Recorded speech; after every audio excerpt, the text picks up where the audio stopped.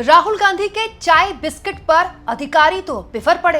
बकायदा देश के लोगों को संबोधित करते हुए देश के पूर्व बड़े बड़े अधिकारियों ने कैसे देश की सबसे गंभीर समस्या पर एक तरह से ध्यान आकर्षित किया है। दोस्तों, इस देश में ऐसा लगता है बस एक ही मुद्दा रह गया है और वो है एलओपी। वैसे बात तो इस देश में इस वक्त एलपीजी की हो रही है, होनी भी चाहिए, लेकिन ऐसा लगता है कि पूरा का पूरा राजनीतिक विमर्श जो है वो एलओपी पर आकर टिक गया है या फिर कोई टिकाना चाहता है। नहीं तो देखिए अचानक से क्या हुआ कि 84 पूर्व ब्यूरोक्रेट्स मतलब जो बाबू लोग होते हैं दोस्तों, इसके अलावा कुछ वकील और बड़े बड़े अधिकारियों ने चिट्ठी लिखी है और वो चिट्ठी देश के नाम संबोधित करते हुए लिखी है, देश के लोगों को, और बताया है कि राहुल गांधी जो है संसद की मर्यादा किस तरह से तार तार कर रहे हैं। सब कुछ मैं आपको तफसील से बताऊंगी दोस्तों, और साथ में आपको ये भी बताऊंगी कि इन अधिकारियों को राहुल गांधी से क्या आपत्ति है। दोस्तों, ये जो 2 पन्ने का पेपर है ये इस वक्त पूरे के पूरे मीडिया में, सोशल मीडिया में तैर रहा है।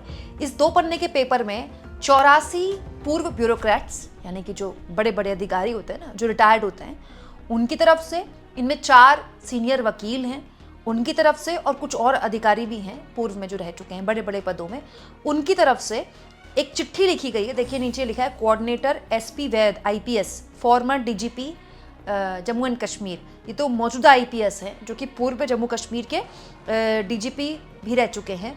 उनकी तरफ से जो चिट्ठी है वो देश के नाम संबोधित की गई है। देखिए यहाँ पर लिखा हुआ है डियर फेलो सिटीजन्स, मतलब देश के लोगों को ये संबोधित कर रहे हैं। और जो शिकायत की गई है, इसमें जो आलोचना की गई है वो राहुल गांधी की गई है। क्यों? क्योंकि इस चिट्ठी में लिखा हुआ है दोस्तों कि 12 मार्च को एक बहुत ही कंसर्निंग चीज हुई। दोस्तों इसमें लिखा है कि ऑनरेबल स्पीकर ने यानी कि ओम बिरला ने पहले से ही कहा गया है कि पार्लियामेंट के प्रीमाइसेस में, संसद भवन में कोई किसी तरह का प्रोटेस्ट नहीं कर सकता, कोई प्रदर्शन नहीं कर सकता। उसके बावजूद भी राहुल गांधी के नेतृत्व में प्रोटेस्ट हुआ। ऐसा करके राहुल गांधी ने चेयर का अपमान किया, चेयर की बात की अवहेलना की, यानी कि ओम बिरला की बात की अवहेलना की है। दोस्तों इसके बाद यहाँ पर यह भी लिखा है कि राहुल गांधी अपनी पार्टी के कुछ और मेंबर्स के साथ पार्लियामेंट की सीढ़ियों पर बैठे हुए थे और चाय बिस्किट खा रहे थे, जो कि मतलब देश की जो सबसे बड़ी पंचायत है, हाईएस्ट लेजिस्लेटिव बॉडी, उसका घोर अपमान है, इसमें कहा गया है। और ये जो सीढ़ियाँ हैं पार्लियामेंट की, ये कोई ऐसी जगह नहीं है जो आप उसको पॉलिटिकल थिएटर बना दें, ये कहकर राहुल गांधी की आलोचना की गई है। और इस तरह का जो कंडक्ट है वो ये बताता है कि आपका बिहेवियर और आपका जो पूरा व्यवहार है वो जो तय नॉर्म्स हैं पार्लियामेंट के लेकर, उसके कितने खिलाफ है। It reflects an attitude of arrogance and entitlement, मतलब आपके अंदर जो गुरूर है, जो एरोगेंस है कि आप कुछ खास हैं, एंटाइटल्ड हैं, वो भी आपके अंदर दिखाता है कि आप इंस्टीट्यूशंस का सम्मान नहीं करते। दोस्तों इसमें आगे लिखा गया राहुल गांधी जो हैं वो लगातार जो पार्लियामेंट है, अंदर भी पार्लियामेंट के बाहर भी पार्लियामेंट का अपमान करने का कोई मौका नहीं छोड़ते हैं, वो लगातार उसको अपमानित कर रहे हैं। तो इसके अलावा दोस्तों इन लोगों ने ये भी कहा है कि as a citizen of India, मतलब भारत के नागरिक के तौर पर उनका दिल बहुत परेशान है वो इस बात को लेकर कि राहुल गांधी का जो कंडक्ट है और इस तरह का बिहेवियर है, उनको इंट्रोस्पेक्ट करना चाहिए, सोचना चाहिए कि इस तरह का बिहेवियर क्या वो पार्लियामेंट में कर सकते हैं। दोस्तों बात तो सिंपल सी है, मैं भी मानती हूँ कि पार्लियामेंट की जो सीढ़ियाँ हैं वो चाय और बिस्किट खाने के लिए नहीं है। राहुल गांधी को उस जगह में कम से कम इतना ध्यान रखना चाहिए था। जहाँ तक बात है दोस्तों प्रोटेस्ट की, तो प्रोटेस्ट तो कोई पहली बार हो नहीं रहे। मतलब मुझे पत्रकारिता में ऑलमोस्ट 18 साल हो गए हैं, और जब से मैं पत्रकारिता, पॉलिटिकल जर्नलिज्म देख रही हूँ, तब से तो प्रोटेस्ट ऐसे देखे हैं कि मैं मतलब आपको बता नहीं सकती। हालांकि वो भी गलत थे। संसद के अंदर, संसद के बाहर ऐसे गलत हुए हैं कि पूरा का पूरा सत्र एक दिन भी नहीं चल पाता था, पूरा का पूरा सत्र हंगामे की भेंट चढ़ जाता था। दोस्तों ये मैं तब की बात कर रही हूँ जब बीजेपी विपक्ष की थी। गलत वो भी था, लेकिन तब किसी ने किसी को चिट्ठी नहीं लिखी। अब क्यों लिखी जा रही है? पार्लियामेंट के बाहर प्रोटेस्ट होता है तभी तो पता चलता है कि एग्जैक्टली प्रोटेस्ट किस बात पर विपक्ष कर रहा है, क्योंकि पार्लियामेंट के अंदर भी करता है तो पता ही नहीं चलता, क्योंकि कैमरा उनकी तरफ जाता नहीं है, माइक उनकी तरफ ज़्यादा नहीं है। हालांकि पार्लियामेंट के नॉर्म्स अगर हैं कि प्रोटेस्ट नहीं होना चाहिए तो नहीं होना चाहिए, तो फिर दोस्तों फिर तो किसी को भी नहीं करना चाहिए।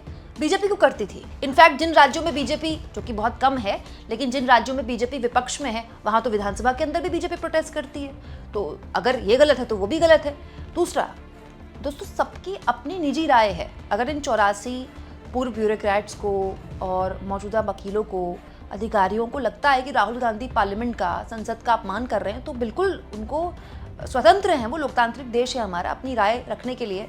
दोस्तों पर मैं ये जानना चाहती हूँ कि पार्लियामेंट का तो बहुत सी चीज़ों को लेकर जो पार्लियामेंट में हो रहा है वो नहीं होना चाहिए। जैसा कि शुरुआत में मैंने कहा कि देश में इस वक्त एलपीजी का संकट है और जायज संकट है, सरकार भी मान रही है संकट है, तभी उसने सबसे पहले एलपीजी के दाम बढ़ाए, उसके बाद बुकिंग की डेट बढ़ा दी, पहले 25 दिन की, अब 45 दिन हो गई है रूरल इंडिया में। दोस्तों इसके अलावा जिसके पीएनजी कनेक्शन थे उनके एलपीजी का जो सिलेंडर था वो खत्म कर दिया गया। सरकार भी मान रही है ना कि गैस का संकट है, तो फिर इस पर बात क्यों नहीं हो सकती?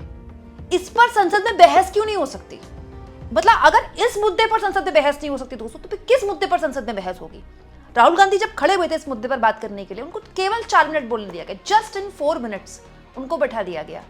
दोस्तों पूरी दुनिया में एप्स्टीन फाइल पर चर्चा हुई है, पूरी दुनिया की संसद में एप्स्टीन फाइल पर चर्चा हुई है। जितने भी दोस्तों, मैं नहीं कह रही सारे देशों में हुई, लेकिन जो अपने आप को लोकतांत्रिक मानते हैं, जहां जो अपने आप को मदर ऑफ डेमोक्रेसी भले ही ना कहते हो, लेकिन जहां हर 4 साल में 5 साल में चुनाव होते हैं, वहां एप्स्टीन पर चर्चा हुई है। चर्चा छोड़िए, इस्तीफे हुए, इस्तीफे छोड़िए, सरकारों की मतलब गिरने की नौबत आ गई।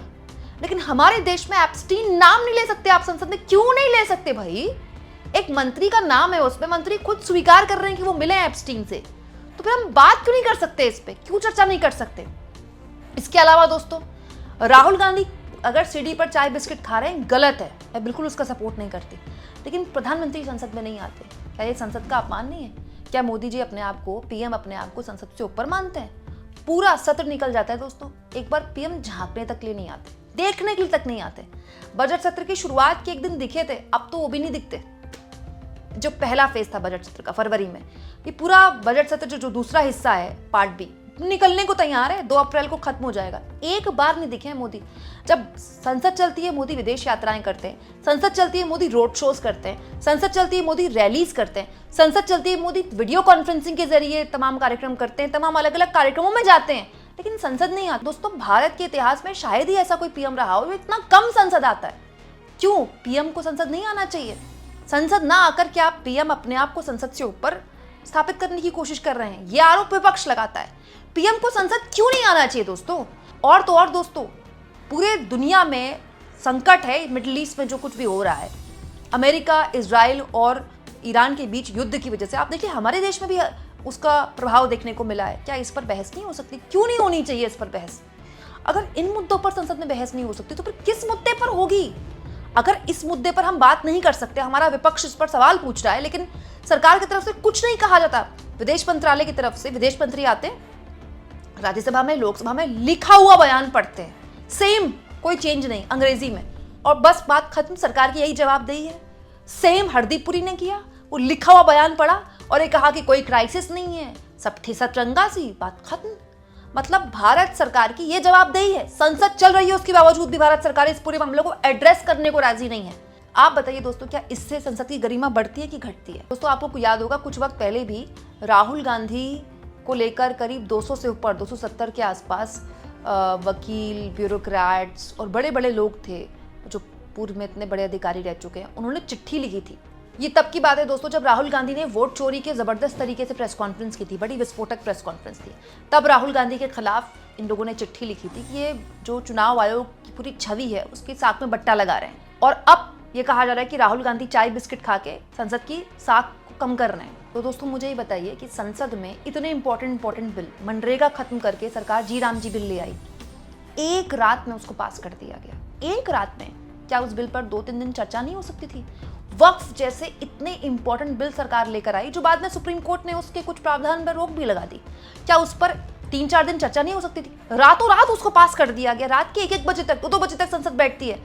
विपक्ष का आरोप है कि कई बिल्स, विवादास्पद बिल 12-12 घंटे पहले मात्र उनको दिए जाते ताकि वो स्टडी भी ना कर पाए उसको। दोस्तों इतने कम वक्त में विपक्ष के लोग कब स्टडी करेंगे, कब रिसर्च करेंगे, कब उसके लिए अपनी तैयारी करेंगे, और उसके बाद अगले दिन सरकार उसको पास भी करवा देती है। ये ठीक है क्या? दोस्तों आप इस मुद्दे पर क्या सोचते हैं? कमेंट बॉक्स में जरूर लिखें और जितना हो सके चैनल को शेयर भी करें और सब्सक्राइब भी।